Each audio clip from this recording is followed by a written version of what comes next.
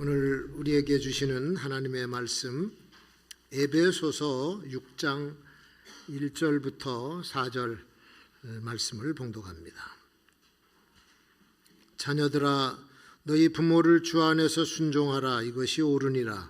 내 아버지와 어머니를 공경하라. 이것이 약속 있는 첫 계명이니 이는 내가 잘되고 땅에서 장수하리라. 또 아비들아 너희 자녀를 노엽게 하지 말고 오직 주의 교양과 훈계로 양육하라. 아멘.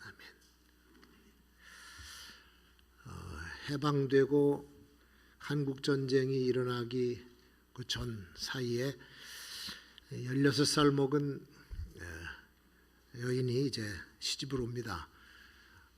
대가족 집에 시집을 와요. 시할머니도 계시고 시부모님 다 계시고 아들 형제가 넷에 딸 하나, 그다음에 그 아이들까지 있는 이런 대가족에 와서 동서들이 다 위로 층층시한데 거기 시집을 와서 보니까 온 집안 식구들이 다 마차 만드는 일을 하면서 같이들 사는 거예요. 그러니까 밥 짓고 설거지하고 빨래하는 거는 누구 서열이나 막내 며느리의 서열이라서 혼자 하루 종일 아침부터 점심 저녁 나무도 귀해서 뗄감이 볏짚을 싸놓고 볏짚을 떼가면서 밥을 하고 설거지를 하니까 그 재를 뒤집어 쓰면서 마치 재를 뒤집어 쓴 강아지처럼 매일 그렇게 살았습니다. 그러다가 얼마 지나지 않아서 이제 한국 전쟁이 터지고 18살에 아들을 낳아요. 그리고는 남편도 전쟁통에 죽고 아들도 전쟁통에 잃어버리고 전쟁 치르는 가운데 또 아이가 태어납니다. 그래서 20살에 사실은 청산과부가 된 거예요. 그러니까 주변에서 제가 하라고 자꾸 그래가지고 두 번째 난 아들을 큰 집에다가 맡기고 가난한 집으로 또 재가를 해갔어요. 아들, 딸 세 명이 있는 집에 가서 또 딸을 낳아서 5남매를 기르는데 뭐 넉넉하지 않은 집안이니까 시장에 나가서 좌판도 해서 팔고 나중에 조그만 가게 운영하면서 그 자녀들을 다 키웠습니다. 정말 파란만장한 고생스러운 인생을 살아온 그이가 지금 원주에 있는 요양병원에 누워 계십니다. 우리 어머니예요. 코로나로 인해서 영상통화 한 번밖에 못했어요. 아들 소리가 들리니까 눈을 떴다가 말을 못하고 눈을 감으시더라고요. 그래서 마음이 아팠습니다. 살아계실 때 한번 얼굴 마주 볼 수 있을까 그랬는데 마침 면회가 허락이 됐어요. 내일 모레 면회가 허락이 돼서 그것도 30분 동안 한 번만 무슨 일이 있어도 제가 가서 뵈려고 합니다. 우리 부모님의 시대에는 사실 고생만 죽도록 하신 거예요. 많은 어려움도 겪었고 가난하게도 살아보시고 편안한 삶을 지금까지 누려보지를 못한 분들이 우리 전 세대입니다. 그래서 어릴 때 학교 다니면서 그게 가난인지도 모르고 우리는 몸으로 그 가난을 체험하면서 지금까지 살아왔어요. 그러면서 이제 자녀들을 기르고 이러고 살아왔는데 참 세상에 나가서 더러운 꼴을 다 보면서도 아이들 키우는 것 때문에 그 수모를 다 겪으면서 자녀들을 길러낸 분들이 바로 부모들 아닙니까? 그러니까 이 세대는 위로 헌신하고 충성을 다하고 그 다음에는 자녀들은 자녀들 나름대로 살고 쓸쓸히 이제 황혼의 길을 가야 되는 것이 오늘날 노인 세대의 삶입니다. 여기 사이에 낀 세대입니다. 옛날에는 집안에서 할아버지 헛기침 한 번 하면 온 집안이 다 몸가짐을 바로 했던 질서가 잡힌 그런 가족제도였었습니다. 지금은 많이 달라졌어요. 뭐 노인 내게 막말도 하는 시대가 됐고 심지어는 폭행을 가하는 시대가 됐습니다. 어른도 없고 선배도 없고 공경과 존경은 다 사라지고 정말 살벌한 세상이 되어버렸습니다. 원래 사랑이라고 하는 것이 내리사랑이기 때문에 우리 자녀들의 세대는 또 저 아들 딸들을 돌보지 그쪽으로 신경이 많이 가지 위쪽으로는 잘 오지 않지 않습니까? 그래서 나이 들면은 아무 소리 없이 사라져 주는 것이 미덕이 아닌가 그런 생각도 해봐요. 젊은이들도 곧 늙어갈 텐데 자기가 늙는 줄을 몰라요. 이어령 교수가 말한 대로 젊은이는 늙어갈 것이고 노인들은 죽을 것이다 그렇게 얘기를 했어요. 꽤 오래전에 우리 교회에 와서 노래 불렀던 가수 서유석 씨가 이 자리에서 노래 부른 가사 한 토막이 생각이 나. 너 늙어봤냐 나는 젊어봤단다. 그 노래를 부르더라고. 옛날부터 효 그러면 그 유교의 가르침이 아니냐. 그래서 효의 기본적인 범주가 뭐냐, 부모를 공경하는 것이다. 부모를 높여드리는 거고 또 부모의 시중을 드는 거야. 잔심부름, 아플 때 돌봐드리고 맛있는 거 해드리고 하는 그런 것, 부양하는 것, 힘들고 수입이 없을 때 옆에서 도와주고 하는 그런 경제적으로도 용돈도 드리고 하는 그거 이제 부양이라 그랬죠. 또 안락하게 해드리는 겁니다. 부모의 마음을 근심 걱정 없이 기쁘게 해드리는 것. 또 부모가 가르쳐 주신 그 교훈을 실천하는 것, 이런 것들이 전부 효의 범주에 다 들어갑니다. 그걸 잘하면 효자라 그래요. 이제 그런 내용으로 집안의 가장인 어른을 받들었고 노인들에게 순종했던 때가 바로 그런 때죠. 그런데 유교만 효를 가르친 건 아니에요. 성경을 보면은 더 자세하고 더 구체적인 효가 그 가르침이 성경에 있습니다. 전에 인천 순복음교회 원로 되신 최성규 목사님이 성경을 효로 풀었어요.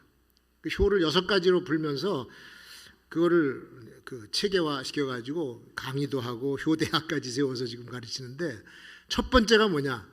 하늘에 계신 하나님 아버지를 제대로 섬기자. 거기서부터 시작이 돼요.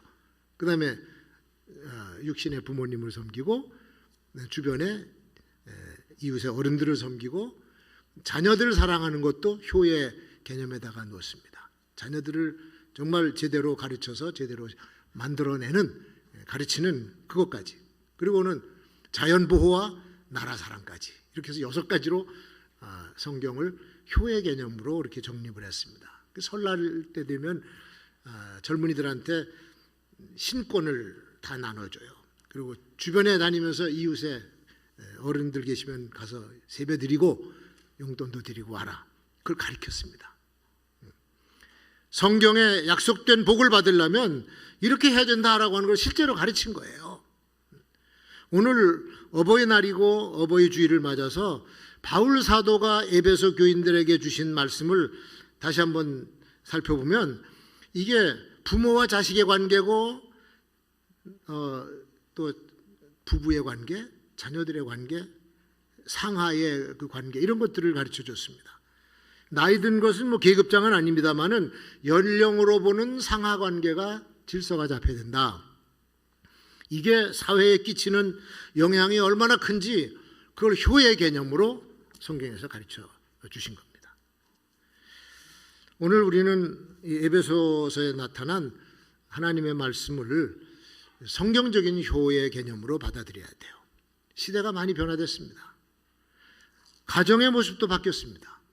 우리 전통 문화, 이 해방 후에 서양 문화가 들어오면서 가정의 모습도 조금씩 바뀌어지기 시작했어요. 상하 질서가 이제는 평등 질서로 변화가 되고, 편무적인 관계에서 쌍무적인 관계로, 옛날에 분들은 가장이 다 경제적인 책임졌어요. 요새는 또 아내들도 같이 책임을 지고 가정을 만들어가지 않습니까? 이런 것들이 유교의 틀을 깨고 가부장적인 것이 아닌 부부가 동등한 위치에서 그렇게 가정을 만들어 갔던 겁니다. 옛날 소련에서도 이런 문화를 만들었습니다. 1917년부터 36년까지 구소련의 가정제도가 바뀝니다. 시몬 드 보바르가 얘기한 건데, 모든 여성을 남성처럼 인권을 주고 권한을 주고 그렇게 교육을 시키고 기르자. 그래서 여성의 지위를 많이 높여놨어요. 그 결과 여성들도 경제적인 자립을 이루게 되고 남자들과 다름없이 권한도 갖고 직장도 남성들 같은 직장, 큰 탱크로리 같은 것도 여자들이 운전을 하고 막 그럽니다. 남자들이 하는 일을 다 하게 됐어요. 근데 이게 균등하게 지위는 올라가서 좋은데 문제가 생긴 거야. 여자들이 결혼 폐지 운동을 벌인 거예요. 결혼도 의무적인 결혼관으로 바뀌었습니다. 결혼해서 아이를 낳으면 엄마가 기르는 것이 아니라 타가소에 갔다, 공공 타가소에 갔다가 맡겨요. 집단 타가소에. 그리고 엄마는 나가서 열심히 일을 해. 그러니까 가정이 없는 결혼 생활, 아이가 없는 가정의 모습으로 비정상적인 가정이 된 거죠. 남편과 아내는 기숙사와 같은 가정 생활을 하게 되고 남녀 평등은 이루어졌지만 건전한 가정을 만드는 데는 실패를 하고 말았다는 겁니다. 또 하나의 변화는 뭐냐? 미국에서 일어난 핵가족 제도입니다. 지금 우리가 전부 다 핵가족 제도로 살고 있어요. 자녀들은 자녀대로, 부모들은 부모대로 같이 산다고 그러니까 귀찮아서 너들끼리 살아라. 지금 전부 핵가족이에요. 그러니까 아파트를 많이 줘도 모자라요. 이 월터 조지 뮤엘더가 주장한 건데, 도시 산업이 막 발전되다 보니까 개인주의가 아주 팽배하기 시작했어요. 남녀 관계에 있어서도 조건을 따져, 사랑이 아닌 조건을 따지고 결혼도 조건적인 결혼이 이루어지고 나중엔 계약 결혼까지, 몇 년 동안 우리 살아보자, 계약 결혼까지 생겨. 가정 부재 문화가 생긴 거죠. 가정의 부재는 인간 부재가 됩니다. 그래서 이 가정이 사랑의 공동체라고 하는 개념이 아주 희박해졌어요. 이게 심각한 문제가 생긴 거지. 그러니까 그 당시에 70년대, 80년대에 미국에 있는 교회들이 가정 세미나를 교회에서 가정 회복 운동을 일으켰어요. 그래서 새가정 세미나, 가정 세미나 그 많이 했습니다. 그게 우리나라로 넘어와서 우리나라에서도 새생활 세미나라든지 가정 세미나를 많이 했어요. 저도 몇 번 사용해 봤는데, 하여튼 교회가 가정을 세워야 된다라고 하는 무브먼트가 그때 일어나게 된 것이죠. 오늘 이 본문에서 가르쳐주는 성경적인 가정관, 성경적인 효의 가르침은 현대 사회의 문제를 해결해 주는, 이건 행복 지침서입니다. 아내는 남편에게 순종하기를 주께 하듯 하고, 남편은 아내 사랑하기를 그리스도께서 교회를 위해서 자기의 생명을 주신 것 같이 하라. 자녀들은 주 안에서 부모님에게 순종하고 그러면 땅에서 잘 되고 장수하게 된다. 부모들은 자녀들을 노엽게 하지 말고 주의 말씀으로 훈계하고 양육하라. 빼고 더할 것도 없어요. 그냥 그 자체가 하나님의 명령이고, 이대로 하면은 가정의 행복, 사회의 평안이 이루어진다, 그런 얘기입니다. 여기는 말씀 속에 폭군적인 강요도 없습니다. 맹목적인 굴종도 없습니다. 순수한 사랑과 자발적인 헌신이 담겨져 있기 때문에 이게 가정을 행복하게 만들고 우리의 인생을 행복한 인생으로 만들어주는 비결이라는 거죠. 바울 시대에 벌써 이렇게 고차원적인 가정윤리를 가르쳤다? 그 당시로서는 놀라운 역사입니다. 오늘 우리가 안고 있는, 우리 사회가 끌어안고 있는 가정 해체 문제, 엮이는 가정의 문제, 각종 사건들이 터져나오는 이런 악한 시대를 치유하고 바로잡아 줄 수 있는 완전한 가르침입니다. 시대가 아무리 변화했다고 해도 부모와 자식 관계는 변하지가 않아요. 그 안에 형제, 형, 동생과의 관계도 변하지 않습니다.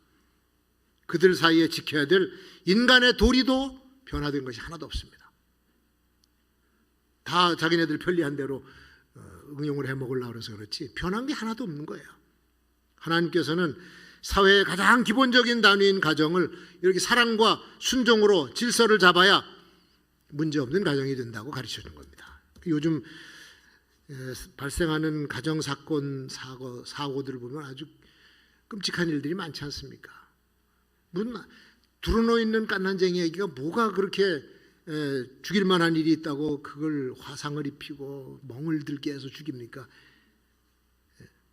어른들이 진짜 인간으로서는 못할 짓들을 하고 있고, 또 나이든 부모들을 방치하기도 하고 애완견 기르다가 싫으면 갖다 버리듯이 그냥 뭐 효도여행 보내준다 그러면 끝내버리는 이런 사람도 극소수지만 있다, 그런 얘기예요. 부모를 멸시하면 복을 받을 수가 없습니다. 반면에 자녀들을 마구 대하는 부모는 공경을 받지 못합니다. 자기만 위해달라고 하는 이기적인 남편과 아내는 행복한 가정을 만들어낼 수가 없는 거예요. 가정은 헌신과 희생과 사랑으로 되는 거거든. 또 다 마음에 들어서 살아갑니까? 가정이 행복해야 사회도 건강하고 국가도 든든하게 서가는 줄로 믿습니다. 하나님의 나라도 역시 성도들의 가정에서부터 시작이 되는 거예요. 성도들의 가정이 아름다우면 하나님 나라가 확산이 되는 거죠. 그리고 나이든 이들의 경험과 지혜를 무시할 것이 아니라 배워야 되는 겁니다. 현대 사회에 가족 안에서 일어나는 갈등들이 많죠. 부모 자녀 간의 갈등들, 형제 사이의 다툼, 그런 이야기가 주종을 이뤄요. 드라마나 라디오 이야기를 보면. 차 타고 가다가 들어보면 라디오에서 가끔 가족 얘기들 합니다.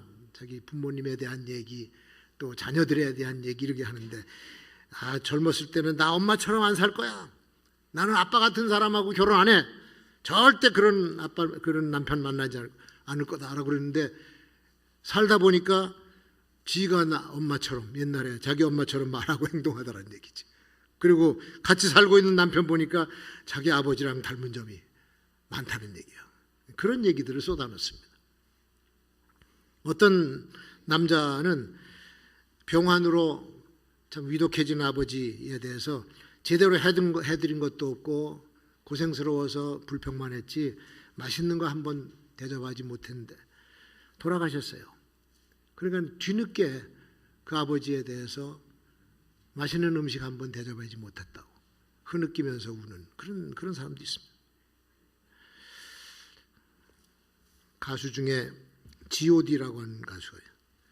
무슨 노래를 불렀느냐? 어머니는 짜장면을 싫다고 하셨어. 어머니는 짜장면을 싫다고 하셨어. 그 노래를 가만히 들어보면 가슴이 찡해요. 저게 그냥 재미난 가사가 아니라 가난하게 자라는 아이가 학교 친구들한테 무시당하고 그 짜장면 한 그릇 먹을 돈이 없어가지고, 근데 어머니가 짜장면을 시켜줘서 어머니도 한 젓가락 드셔야 되는데 나는 짜장면 싫어해서 싫다고 그랬나요? 아들한테 한 젓가락 더 먹이려고. 그런 내용의 노래예요 이게. 아들을 위해서 자기를 희생하는 애잔한 가사, 이런 것들이 부모님들의 마음입니다. 그러니까 부모들은 대체적으로 자녀들에게 별로 해준 것이 없는 미안한 마음이 있고, 또 자녀들은 부모님이 자기에게 잘못해준 것만 생각나서 늘 서운한 것, 이런 것들이 갈등의 요소가 아닙니까? 자식을 키우면서 나중에 그 교훈을 깨닫게 되는 거죠. 젊었을 때, 철없을 때 다 서운하고 다 불만스러운 거지만 자기도 자식을 낳아서 키워보니까 그게 아니더란 얘기야. 그래서 나중에 다 돌아가신 다음에 부모님의 생각이 나는 겁니다. 더 잘해주고 싶었는데 계시질 않는 거지. 부모는 말이죠, 자식들의 투정을 받아주는 편안한 존재입니다. 힘들고 어려울 때 친정집에 와서 넋두리하고 지 남편 욕하고 막 그래요. 근데 부모가 나쁜 새끼로구나 막 또 그러면은 화내요. 왜 남의 남편 욕하냐고. 그러니까 눈치 봐서 얘기해야 됩니다. 자기 딸이 와서 지 신랑 욕하면요, 그거 진짜 욕하는 거 아니에요. 잘못하다간 집안 싸움 일으킵니다. 그래서 이제 오늘 같은 이런 어버이날에 미안하고 고마운 마음 좀 담아가지고 못 가보면 전화라도 해서 안부 전화도 묻고 시간 나면은 가서 찾아뵙기도 하고 그래야 되는 거죠. 어른들의 권위, 옛날과 많이 달라졌습니다. 옛날 농경시대 때는 그 마을에서 나이가 가장 많은 분들이 권위가 있었어요. 뭐 그때는 농사는 해마다 때에 따라서 이제 씨 뿌리고 뭐 비료 주고 거두고 하니까 그게 해마다 절기에 따라서 다 움직이거든. 그걸 노하우를 제일 많이 아는 분이 누구냐? 경험이 제일 많은 노인들이에요. 그러니까 젊은이가 길 가다가 동네 어른들 만나면 인사를 합니다. 아이고 어르신 밭에 갔다 오시나요? 저도 내일쯤 감자씨 한번 심으려고 하는데 그 영농조합에 갑니다. 뭐 그러니까 아직 때가 좀 이르지 않았나? 뭐 그런 한마디 하고 하는 거야. 그 말을 들으면 거의 실패가 없어요. 그러니까 노인들의 권위가 딱 확보가 됐었지. 근데 요즘은 현대 전자문명 시대입니다. 노인보다 어린아이들이 기기 다루는 것이 탁월해요.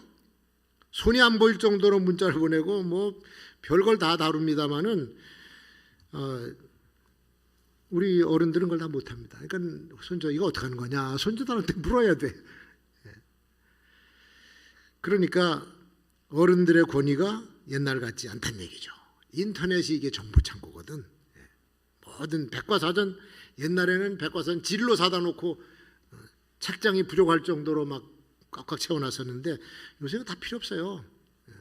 핸드폰 안에 다 정보가 있어서 백과사전보다 더 많은 게 들어가 있으니까 책을 누가 집안에다 이렇게 놓습니까? 요리하는 방법, 뭐 선반 만들어다는 방법. 드라마 보다가 저 탤런트가 나이가 몇 살이야 금방 나오잖아. 금방 그런 시대인데 나이, 키, 출신 학교 다 나오는데 뭘 걱정이야. 이게 현대인의 생활, 우리 자녀들이 살아가는 시대입니다. 나이 든 어른들도 겸손하게 애들한테 배워야 되는 시대가 됐어요. 그러니까 젊은이들이 어른들을 무시할 수밖에 없어요. 그렇다 할지라도 젊은이들은 어른들의 지혜와 지식을 무시해서는 안 되는 겁니다. 엄마는 그것도 몰라, 할아버지는 그것도 몰라요. 이러면 안 된다는 얘기야. 전자문명 시대에도 연륜의 지혜가 있어요. 연륜의 지혜. 인생을 수십 년 더 살아온 어른들에게는 젊은이들이 알지 못하는 아주 신의 묘수가 있어요. 신의 묘수. 한마디 지나가다가 쓱 던져주면 그게 인생을 바꾸고 출세길이 열리는 길도 있어. 그런 얘기를 안 듣는 거예요. 우리 자녀들에게 내가 했던 실패, 실수를 반복시키지 않게 하려고 잔소리하는 것이고, 그때 내가 하고 싶었는데 못했던 것 기회다 하라, 그런 걸 가르쳐주는 분이 부모님이 아니겠습니까? 그래서 어른들의 인생 경험을 이런 정보 복주하는 시대에도 귀담아 들을 필요가 있다. 그래야 불필요한 시행착오를 거치지 않고 수십 년의 노하우의 교훈을 받을 수가 있게 되는 겁니다. 더군다나 이 하나님의 말씀, 여기에는 어마어마한 지혜가 담겨 있어요. 솔로몬은 하나님의 지혜가 모든 지혜보다 뛰어나다고 가르칩니다. 여기 잠언 말씀에도 그거 아닙니까? 내 아들아, 나의 법을 잊어버리지 말고 네 마음으로 나의 명령을 지키라. 그리하면 그것이 네가 장수하여 많은 해를 누리게 하며 평강을 더하게 하리라. 말씀만 잘 들으면 장수의 복도 얻고 평강의 복도 얻어요. 그 지혜와 명철을 얻는 것이 감추어진 보화를 얻는 것이다. 2장 4절에 말씀합니다. 하나님을 경외하는 어른들의 이야기는 가슴 깊이 새겨들어야 되는 것이죠. 시대가 아무리 변해도 어른들을 공경하는 미덕은 변해서는 안 된다. 전에 50대 여자가 70대 할머니를 폭행해갖고 입건돼 구속된 사건도 있었습니다. 요즘 전철 시내버스 안에서 가끔 이 젊은 소녀들과 노인들 사이에 싸움이 일어나는 것도 생깁니다. 요즘 애들 잘못 건드리면요 봉변당해요. 할머니 할아버지 없습니다. 잘못하면 주먹이 날라옵니다. 물론 어른들 가운데 애들이 참지 못할 정도로 심한 언행을 하는 어른들도 있습니다만은, 그렇다 해도 무례한 언사, 무례한 행동을 해서는 사람의 도리가 아니죠. 우리나라 노령화 현상으로 노인 경시 풍조가 생겼어요. 여러 가지 사회 문제가 생기고 있는데, 어른들을 공경하는 것은 우리나라의 미풍양속이고 성경의 가르침이에요. 나라에서도 노인들에 대한 대우는 그래도 곧잘 하는 것 같습니다. 65세 되면은 주는 게 있어. 시니어 카드 하나 줘. 그러면 그거 가지고 전철을 공짜로 타.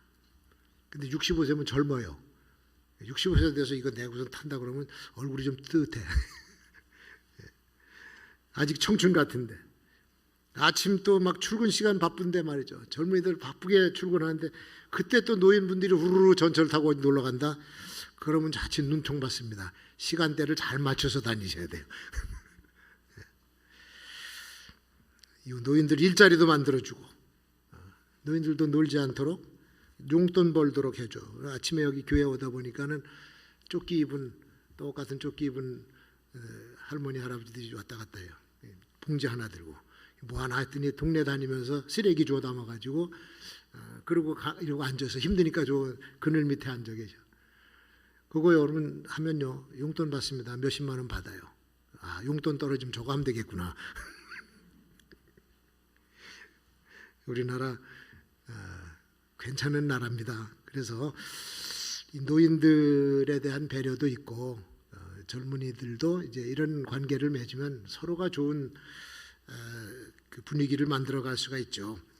노인하고 아이하고는 비슷한 점이 많이 있어.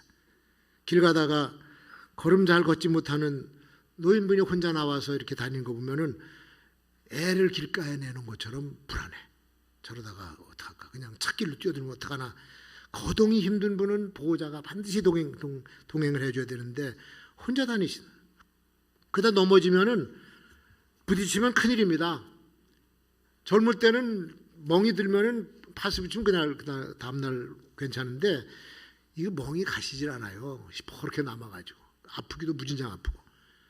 운동도 운동 좋다고 막 하면 안 됩니다. 나이에 맞게 해야 되는 거예요. 맞게. 일하는 것도 젊은이들처럼 하면 안 돼. 아, 이거 내 나이가 어때서. 아직은 괜찮아. 그러다가 큰 사고 다니는 큰 사고. 절대로 서닥다리에 올라가서 못질하면 안 되고 바지를 입어도 앉아서 입으셔야 돼요. 땅바닥에. 서서 입다가 바지가랑이 하나로 다리 두 개가 들어가 버려.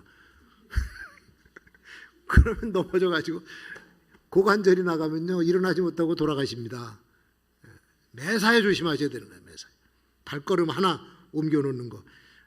가을에 등산 갔던 우리 목사님 네 분이 목사님이 넘어졌어. 낙엽이라서 그냥 밟고 내려가는데 낙엽 밑에 돌이 깔린 거야. 그냥 미끄러져서 발목이 부러져. 기부스하고 다니더라고. 조심하셔야 돼요. 나이 들면 몸의 반응 속도도 느려지고 근육도 단단하지 못해 뼈도 약해요. 어저께인가 뭐 박종팔 선수가 65세인데 20대인가 그 아시아 챔피언하고 둘이서 경기를 붙였어요. 뭐 아직도 국대다 뭐 그런 프로그램인데 권투 선수하고 이 나이 많은 할아버지하고 권투를 붙여놓으니까 그래도 살살 해줘도 계속 두들겨 맞더라고. 안 돼요. 몸이 말을 안 듣고 아유 전에 학교 다닐 때는 저는 철봉 위를 걸어 다녔습니다. 근데 철로 위에서는 뛰어서 돌아다니고 지금은 올라서지도 못해요. 균형 감각이 다 깨져버린 거예요. 근데 몸이 약하게 된 약한 노인들을 폭행을 한다. 그거는 살인행위입니다. 성경에 자기 아비나 어미를 치는 자는 반드시 죽일지니라. 출애굽기 21장 15절.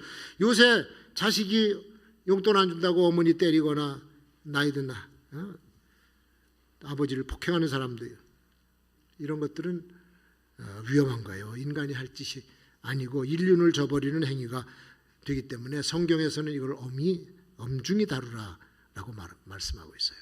어른들 향한 언어폭력도 육체폭력처럼 다뤄야 된다는 겁니다. 우리 민족은 예로부터 어른을 공경하는 민족. 그래서 어른들을 만나면 어디선지 인사를 했어요. 성경에도 말씀하시기를 너희는 셋머리 앞에 일어서고 노인의 얼굴을 공경하며 내 하나님을 경외하라. 다 이렇게 같은 레벨에다가 맞춰놓고 교훈을 하고 있는 겁니다. 교회에서도 어른들 만나면 몇 번 만나도 인사하는 젊은이들이 돼야 됩니다. 그런 분위기가 돼야 돼요. 그 전에 그런 얘기를 했더니 그래. 아유 인사해도 받질 않는데 어떻게 인사합니까? 그래. 받든 안 받든 하여튼 뭐 만나기만 하면 2번, 3번 만나든 계속 인사하라고. 더 큰 소리로 인사하라. 한번 우리 따라 하십시다. 인사만 잘해도 세상이 열린다.